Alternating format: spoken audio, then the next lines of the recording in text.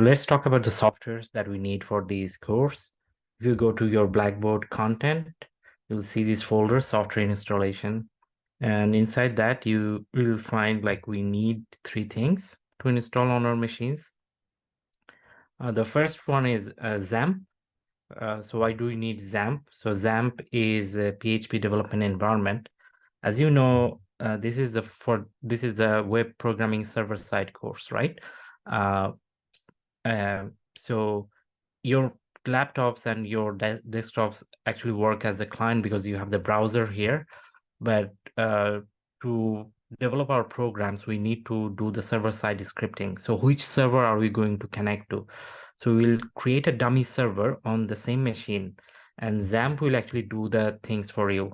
So if you install XAMPP, you can run the Apache server, which will work as a web server. So basically, you have an integrated web server inside your own machine. Then you can run your server-side scripts, PHP scripts, everything on that server, right? So our laptops and desktops will now host a web server, and then we can communicate through the browser to that web server.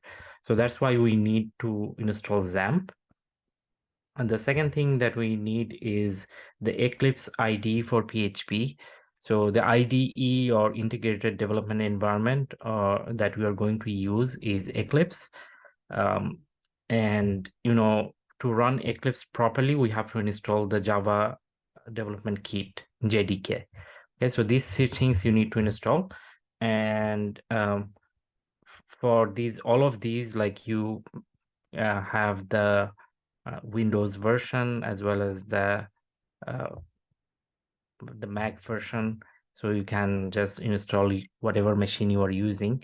But if you want me to recommend you, I would recommend you to use, if you have the option for that, to use the Windows, because most of the people are going to use that. And in that case, we can have a similar environment. If anything happens, you can just troubleshoot more easily. So how to use XAMPP? First, we have to download and install it, and then we have to launch the XAMPP control panel. And after that, we have to start the Apache and MySQL services. And we have to verify that the web server, the Apache server, is actually running on my machine. And after that, we have to configure PHP and MySQL for my machine. And the final thing is establishing websites. So doing the scripting and then doing the programming, web programming, and then establishing websites, which is our final target.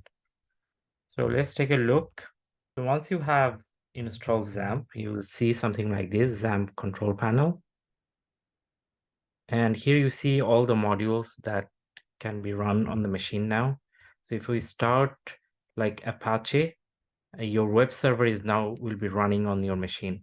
And then if you start MySQL, you are also running the MySQL server. We will learn using MySQL after a few classes. So for now, we only need the Apache server. Once we start this, we have to verify that my web server is running, right? So how do we verify that? We can just go to the local host. This is the address for the local web server that is running by Apache, which is running the Apache server. So if you see something like this, now you know that your web server is running. So basically what you are doing is through your browser, this is the address for the local host 192.0.0.1. Okay. So this is the address for your web server. The same way from the browser, we send request to the, say, Google server. Same way we can just send the request to the local server that is running now. Okay, and the local server is running now. Or you can use the address. As you know, we can just call Google directly using the address, right? So if I do the same thing, it will actually bring this same thing up. And now let's see if the web server is not running, what happens. So let's stop the web server. Okay, we can just keep the MySQL server on because that is not my web server. And if I type localhost now, you see the site cannot be reached. That means my client fails to reach the web server. Okay, so that's the next thing after you install XAMPP. You have to start the Apache server, that is web server, and check if the web server is running or not. Okay. Next thing that you need to do is doing the configuration for PHP and MySQL.